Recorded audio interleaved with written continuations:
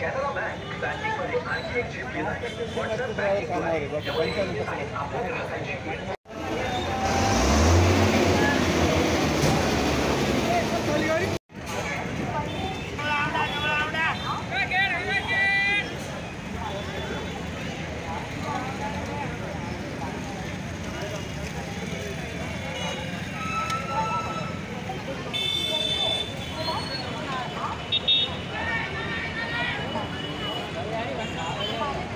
तारीख 3/9/2024 रापो प्रशासनाला आमच्या मागण्याकडे लक्ष वेधित करण्याकरिता एस टी कृती समितीने आज जे धरणे आंदोलन पुकारले आहे त्यामध्ये परभणी जिल्हा 98% यामध्ये सहभागी आहे आणि उर्वरित 1-2% जे असतील ते कारण रात्र मुक्कामी गेलेल्या गाड्या व इतर बाहेर जिल्ह्यातून लांब पल्ल्याच्या ज्या गाड्या आहेत तेच कर्मचारी कामगिरीवर कार्यरत आहे. त्यांना येण्याकरता दुपारपर्यंत कमीत कमी उजाडेल.